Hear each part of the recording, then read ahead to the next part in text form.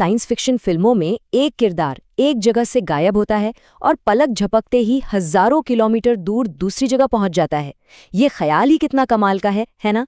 लेकिन क्या ये सिर्फ फिल्मों की कल्पना है या इसके पीछे सच में कोई विज्ञान भी है? आज हम इसी मजेदार सवाल की तह तक जाएंगे कि टेलीपोर्टेशन हकीकत में मुमकिन है भी या नहीं। तो चलिए सीधा मुद्दे पर आते हैं। बड़ा सवाल यही है, क्या टेलीपोर्टेशन वैज्ञानिक तौर पर संभव है? अब इसका जवाब ढूंढने के लिए हमें कल्पना की दुनिया से बाहर निकलना होगा और भौतिकी यानी फिजिक्स की जो कठोर नियम है उनकी दुनिया में कदम रखना होगा। और यहीं पे एक बहुत ही चौंकाने वाली बात सामने आती है। टेलीपोर्टेशन सच में होता है? जी हाँ, ये कोई मजाक नहीं है, लेकिन ये वैसा बिल्कुल नहीं है जैसा हम और आप सोचते हैं। इसे कहते हैं क्वांटम टेलीपोर्टेशन और ये आज के विज्ञान की सबसे दिलचस्प चीजों में से एक है। सबसे पहले इन दोनों के बीच का जमीन आसमान का फर्क समझना बहुत जरूरी है। देखिए, एक तरफ है वो फिल्मों वाला आइडिया जिसमें किसी इंसान या किसी चीज को एक जगह से दूसरी जगह भेज दिया जाता है, और दूसरी तरफ है वैज्ञानिक हकीकत जिसमें किसी चीज को नहीं बल्कि सिर्फ उसकी क्वांटम जानकारी, उसकी इन्फॉर्मेशन को टेलीपोर्ट किया जाता है। ये बहुत बहुत बड़ा अंतर है। तो सवाल उठता है कि होता कैसे है? इसके 3 मेन स्टेप्स हैं। सबसे पहले वैज्ञानिक एक कण यानी पार्टिकल की क्वांटम स्टेट को मापते हैं। फिर इस जानकारी को एक दूसरे पार्टिकल तक भेजा जाता है जो पहले वाले से उलझा हुआ यानी एंटेंगल्ड है। अब ये एंटेंगल पार्टिकल्स बड़े जादुई होते हैं, वो मीलों दूर होकर भी एक दूसरे से जुड़े रहते हैं। और सबसे जरूरी तीसरा स्टेप, इस प्रोसेस में जो ओरिजिनल पार्टिकल होता है उसकी अवस्था खत्म हो जाती है। मतलब ये कॉपी पेस्ट नहीं है, ये कट पेस्ट। तो इससे पहले कि हम इंसानों को टेलीपोर्ट करने के ख्वाब देखें, कुछ बातें एकदम साफ कर लेते हैं। पहली बात, क्वांटम टेलीपोर्टेशन सिर्फ और सिर्फ क्वांटम जानकारी को एक जगह से दूसरी जगह भेजता है, किसी एटम या पदार्थ को नहीं। दूसरी बात, जैसा हमने देखा, ओरिजिनल स्टेट नष्ट हो जाती है।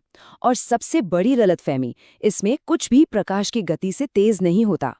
जानकारी को एक जगह से दूसरी जगह पहुंचाने के लिए आपको फाइबर ऑप्टिक केबल या रेडियो तरंगों का ही इस्तेमाल करना पड़ता है।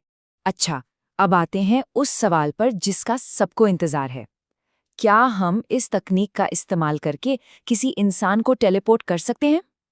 यहीं से असली चुनौतियां शुरू होती हैं। और यकीन मानिए, ये चुनौतियां छोटी-मोटी नहीं बल्कि पहाड़ जैसी हैं। जरा इस एक नंबर को देखिए, 1 के आगे 28 जीरो। एक आम इंसान के शरीर में करीब करीब इतने परमाणु यानी एटम्स होते हैं।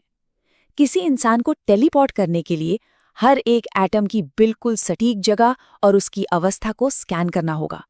ये इतना ज्यादा डेटा है कि दुनिया के सारे कंप्यूटर मिलकर भी इसे स्टोर नहीं कर सकते। और बात सिर्फ डेटा के साइज की नहीं है। भौतिकी के 2 मूलभूत नियम दीवार बनकर हमारे रास्ते में खड़े हैं। पहला है हाइजेनबर्ग का अनिश्चितता का सिद्धांत। ये कहता है कि आप एक ही समय पर किसी भी कण की एकदम सटीक पोजीशन और उसकी एकदम सटीक स्पीड दोनों को एक साथ जान ही नहीं सकते। मतलब परफेक्ट स्कैनिंग तो मुमकिन ही नहीं है। और दूसरी समस्या है ऊर्जा की। इतने सारे एटम्स का डेटा भेजने और फिर उसे कहीं और दोबारा बनाने में जितनी ऊर्जा लगेगी वो हमारे पूरे ज्ञात ब्रह्मांड की कुल ऊर्जा से भी कहीं ज्यादा है। अच्छा, चलिए एक पल के लिए मान लेते हैं कि हमने कोई जादू कर दिया और इन सभी तकनीकी मुश्किलों को पार कर लिया। तब भी एक बहुत गहरा सवाल सामने आकर खड़ा हो जाता है। अगर टेलीपोर्टेशन में असल शरीर नष्ट हो जाता है और दूसरी जगह उसकी एक हूबहू कॉपी बना दी जाती है, तो क्या वो नई कॉपी वही इंसान है या फिर वो सिर्फ एक नकल है और असली इंसान का अस्तित्व तो हमेशा के लिए खत्म हो गया? ये एक दार्शनिक सवाल है। टेलीपोर्टेशन के अलावा साइंस फिक्शन में एक और शब्द बहुत सुनने को मिलता है, वर्म होल, यानी स्पेस टाइम में शॉर्टकट। लेकिन क्या ये सिर्फ कहानी है या इनमें कोई सच्चाई भी है? चलिए इस पर भी एक नजर डालते हैं। हालांकि ये अभी सिर्फ और सिर्फ थ्योरी में ही मौजूद है। तो ये वर्म होल आखिर है क्या? देखिए, आइंस्टीन के सापेक्षता के सिद्धांत के हिसाब से ये स्पेस टाइम में एक सुरंग की तरह हो सकता है। एक ऐसा रास्ता जो ब्रह्मांड के 2 बहुत दूर के हिस्सों को जोड़ दे। सैद्धांतिक तौर पर इससे अरबों प्रकाश वर्ष की दूरी भी कुछ पलों में तय की जा सकती है। लेकिन फिर ये हमें असलियत में क्यों नहीं मिलते? पहली वजह तो ये है कि इन्हें खुला रखने के लिए एक अजीब से पदार्थ की जरूरत होगी जिसे वैज्ञानिक एक्सोटिक मैटर कहते हैं, जिसमें नेगेटिव एनर्जी हो। ऐसा कुछ भी आज तक देखा नहीं गया है। दूसरी बात, हमें ये भी नहीं पता कि अगर कोई वर्म होल बन भी गया तो वो स्थिर रहेगा या बनते ही बंद हो जाएगा।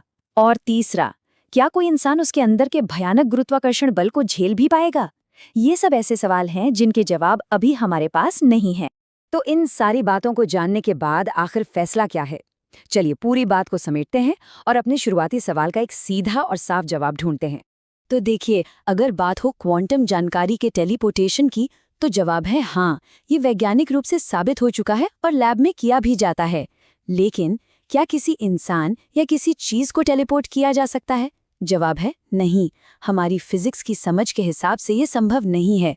और फिल्मों वाला बीम मी अप, वो तो विज्ञान के कई बुनियादी नियमों को एक साथ तोड़ता है, इसलिए वो पूरी तरह से कल्पना है। तो विज्ञान का फैसला तो साफ है कि इंसानों को टेलीपोर्ट करना मुमकिन नहीं है। लेकिन सोचिए, अगर किसी दिन ये मुमकिन हो भी गया तो चेतना और पहचान का सवाल हमेशा बना रहेगा। अगर किसी इंसान को नए परमाणुओं से हूबहू दोबारा बना दिया जाए, तो क्या वो सच में वही इंसान होगा?